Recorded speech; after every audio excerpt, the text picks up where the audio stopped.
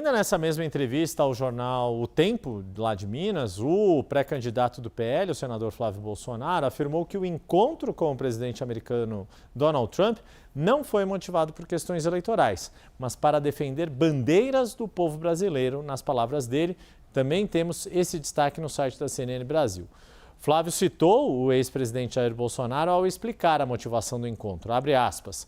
Sou filho do Bolsonaro, aqui tem sangue do Bolsonaro. Não é questão sobre apoio internacional ou não.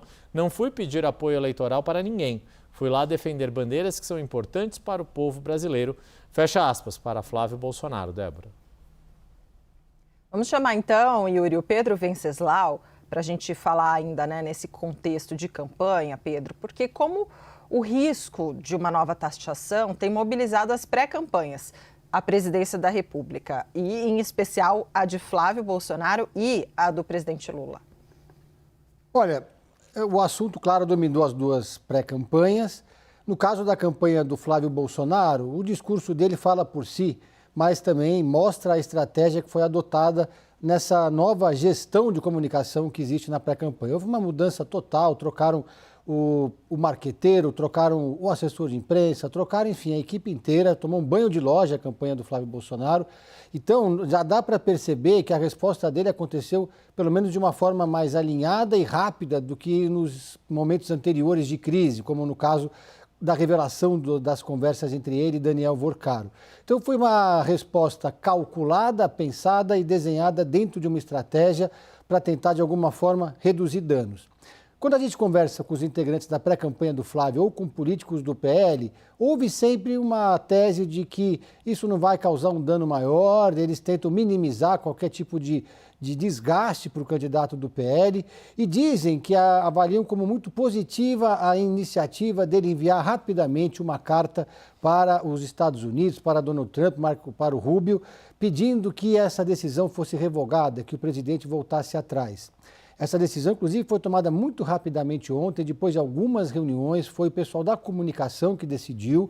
E nas conversas e nas entrevistas coletivas, o Flávio tem repisado nessa tese. Olha, agora eu vou então conversar com o Donald Trump, vou usar a minha influência para tentar ajudar o Brasil e retirar a questão das tarifas.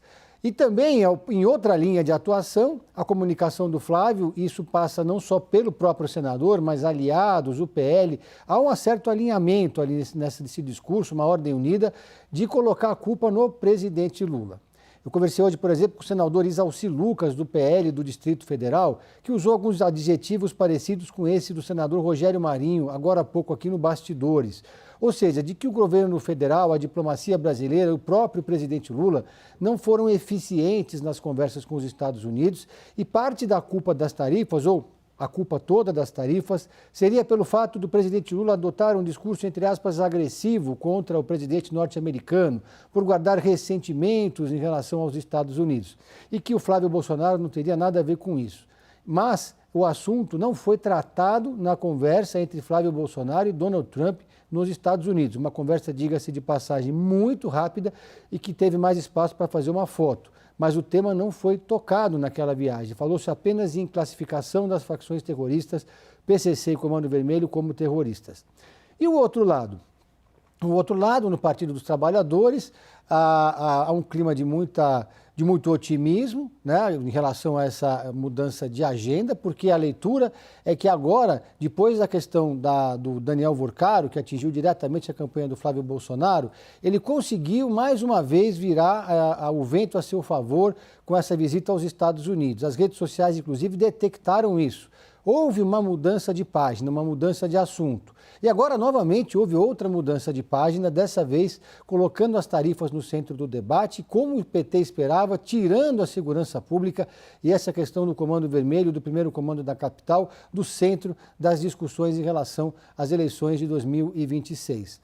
Conversei, por exemplo, com o Gilmar Tato, que é vice-presidente nacional do PT, e também já foi o responsável pela comunicação, hoje coordena o grupo de trabalho eleitoral. E a leitura dele é a mesma do Éden Valadares, que é o secretário de comunicação do Partido dos Trabalhadores. Eles acreditam que esse dano é irreversível. Ou seja, eles dizem, segundo o Gilmar Tato, que essa história do Pix ameaçado pegou demais e que o PT vai explorar muito isso durante a campanha eleitoral. Por outro lado, claro, o Flávio Bolsonaro e o PL vão sempre lembrar que o Pix surgiu na gestão de Jair Bolsonaro. Mas o risco ao Pix agora se transformou numa ferramenta. Então a leitura agora é que eles estão perdendo a narrativa, que eles perderam a narrativa. Eles mencionam que o Flávio Bolsonaro, sempre que é convocado para uma entrevista coletiva ou vai dar alguma entrevista em algum veículo de comunicação, passa mais tempo se defendendo do que apresentando as suas propostas ou mesmo utilizando aquele espaço para vender o seu peixe, politicamente falando. No caso do PT, o presidente Lula bateu pesado, né, mas sem xingar o Donald Trump, agora nessa reunião com os ministros. E esse discurso do presidente Lula é importante porque é um discurso que ele vai reverberar para todo o ecossistema do campo governista e ajudar a unificar a narrativa. A reunião de hoje ministerial teve um pouco justamente esse papel.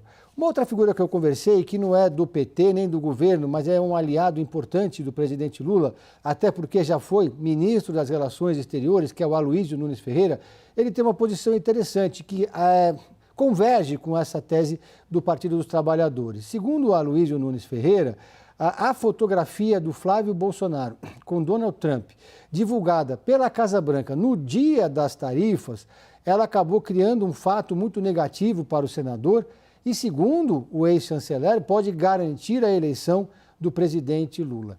O Aloysio Nunes Ferreira também lembra que outros candidatos de países com eleições, em expectativa de eleições, candidatos conservadores e de direita que receberam apoio de Donald Trump, perderam as eleições. Então, ele acredita que essa tentativa de mostrar proximidade com Donald Trump pelo Flávio Bolsonaro pode acabar voltando contra ele, porque nesse momento há um sentimento negativo em relação à interferência dos Estados Unidos aqui na política brasileira.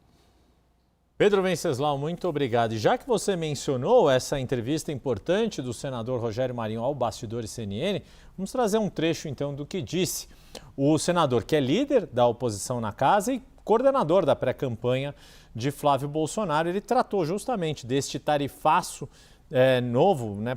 Possível tarifaço imposto ao Brasil. De acordo com Rogério Marinho, a medida prejudica o país e Lula deveria agir para impedir que essa taxação seja colocada em prática. Como eu disse, declaração dada em entrevista exclusiva ao Bastidores CNN com Gustavo Uribe e Tainá Falcão, é o que a gente vai ver agora. É evidente que prejudica o Brasil, né? Se você sobrepõe preços diferenciados a produtos brasileiros que chegam no mercado americano, isso reduz a competitividade da nossa indústria nacional e nos retira mercado, né? Como o presidente Lula afirmou há pouco que tem uma química com o presidente Trump, eu acredito que ele, né, deverá colocar em prática essa bravata que ele faz, né, e de alguma forma conduzir o processo de negociação da melhor maneira possível. E certamente o Itamaraty, o Ministério da Indústria e Comércio, os órgãos equivalentes aqui no Brasil devem estar em tratativas com o governo americano para evitar que essas tarifas sejam impostas ao país. O que falta ao Brasil é um estadista, é um líder, é alguém que tem a capacidade de fazer essa interlocução sem o viés ideológico. Pedro Venceslau, a gente já falou há pouco sobre a disputa à presidência da República, mas a proposta de um novo tarifaço, uma recomendação ainda, também está mobilizando a pré-campanha ao governo de São Paulo. Por quê, hein, Pedro? Porque, na leitura dos pré-candidatos aqui de São Paulo, isso esvazia aquela que era a principal arma da campanha do Tarcísio Gomes de Freitas, que é classificar o ex-ministro da Fazenda, Fernando Haddad, como taxade. Como ministro da Fazenda que aumentou impostos, etc.